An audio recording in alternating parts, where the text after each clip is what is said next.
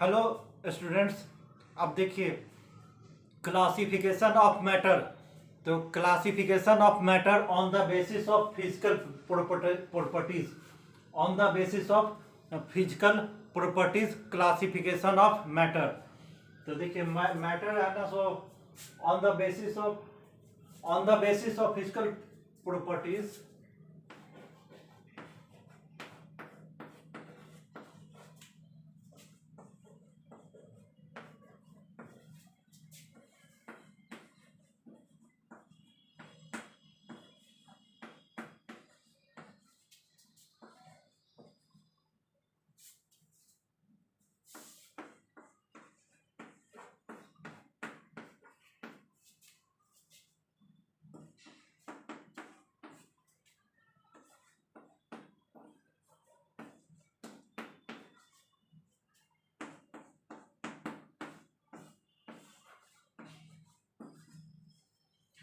देखिए on the basis of physical properties matter can be classified as.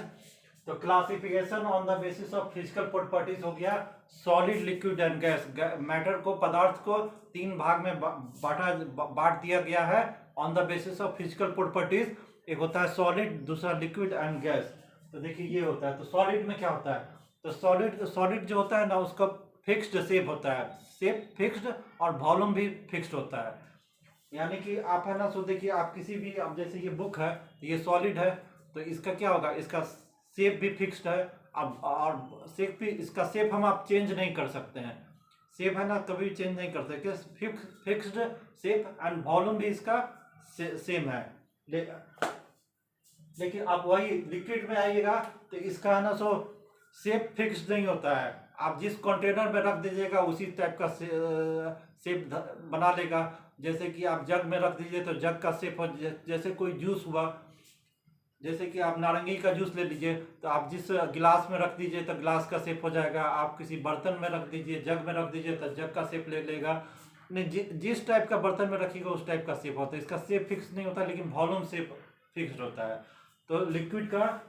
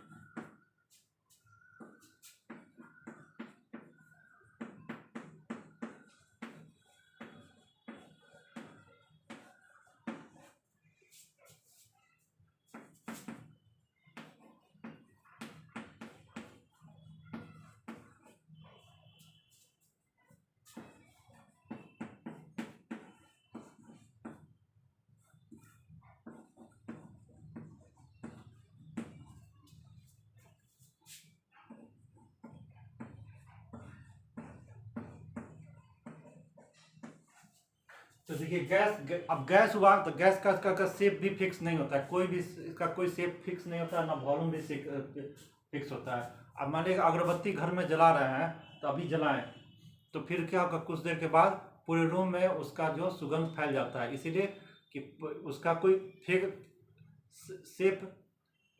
Volume fix नहीं है। अगर छोटा रूम में रखिए तो छोटा में हो जाएगा, बड़ा हॉल में अगर अगरबत्ती जला दिए पूरे हॉल में फैल जाएगा। तो ये गैस का है ना, सो वॉल्यूम नहीं फिक्स होता और शेप भी फिक्स नहीं होता है। लेकिन लिक्विड का होता है कि फिक्स्ड वॉल्यूम होता है, शेप डू नॉट फिक्स। तो ये हो गया। तो ये सब किस किस कारण कर होता है? देखिए इन अकॉर्डिंग टू,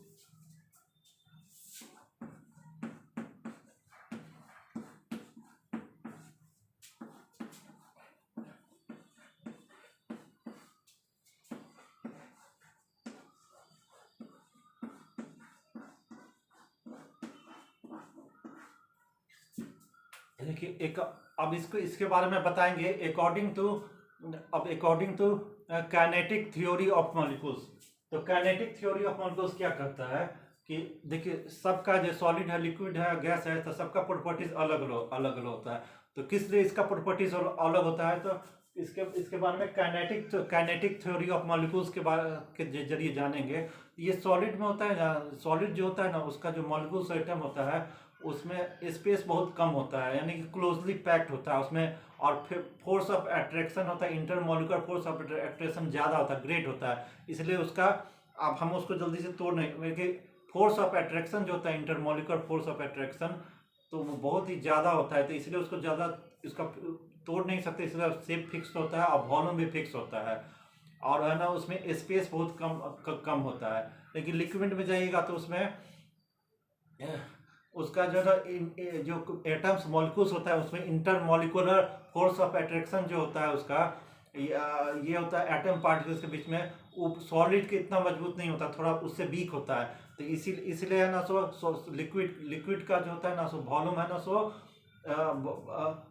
फिक्स होता है, लेकिन शेप है ना सो उसका फिक्स नहीं होता है, जिस बर्तन में रहेगा उसी बर्तन का हो जाएगा शेप लिक्विड में। और ये एक फिर काइनेटिक थ्योरी ये बोलता है कि अगर है ना सो गैस है तो उसमें उसके एटम मॉलिक्यूल्स पार्टिकल्स में ये होता है फोर्स ऑफ अट्रैक्शन बहुत ही वीक होता है, जिसके कारण है ना सो वो माने कि आपके परफ्यूम रूम में अगर स्प्रे कीजिए तो पूरा रूम में हॉल में फैल जाता है, उसका कोई फिक्स शेप भी नहीं होता है, ना उसका कोई वॉल्यूम होता है। तो काइनेटिक थ्योरी ऑफ मैटर ये कहता है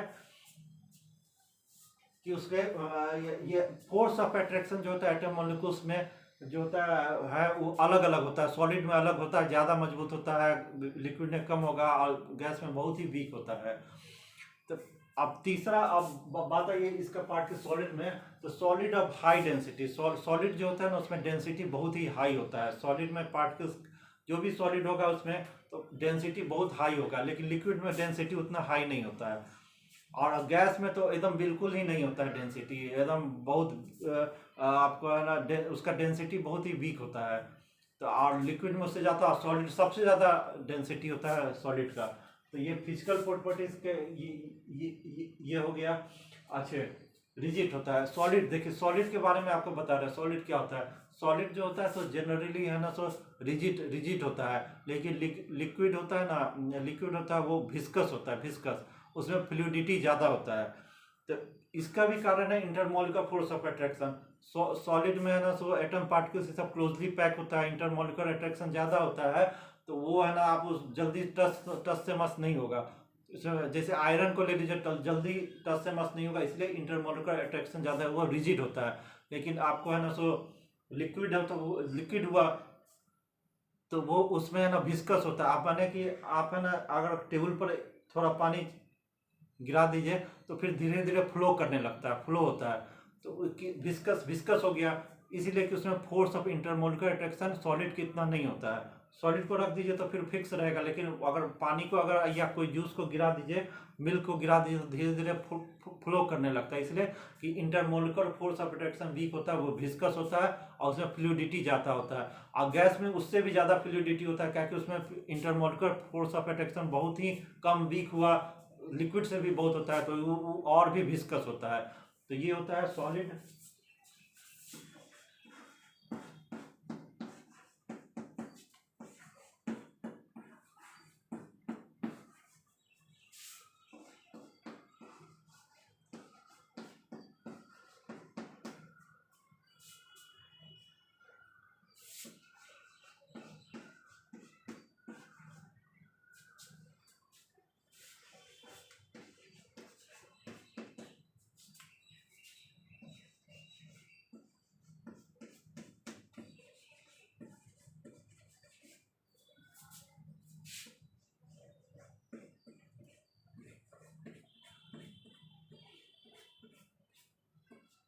देखिए गैस में फ्लूइडिटी क्या होता है, सबसे ज्यादा मैक्सिमम फ्लूइडिटी किस में होता है, गैस में। किस कारण, इसलिए कि इंटरमोलिकुलर फोर्स ऑफ अट्रैक्शन बहुत वीक होता है, और लिक्विड भी फ्लूइड हुआ और सॉलिड हो गया, रिजिड हो गया।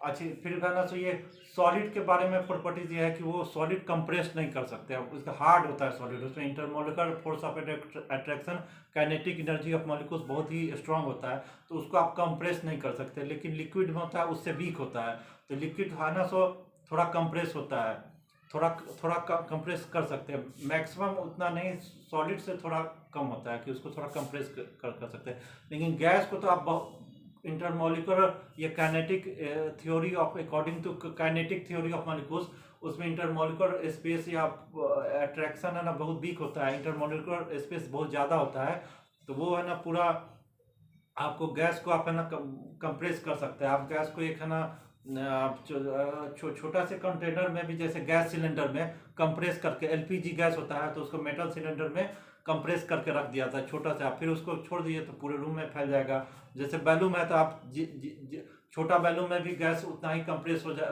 अट जाएगा। बड़ा बैलून में रख दीजिएगा तो वो भी उतना ही होगा। यानी कि गैस है ना सो गैस को आप जल्दी कंप्रेस कर सकते हैं आप है ना, लेकिन सॉलिड को नहीं कर सकते, लिक्विड को थोड़ा बहुत कर सकते हैं। तो on the basis of compressibility ये हो गया। तो kinetic theory of physical properties ये हो गया। और उसके बाद फिर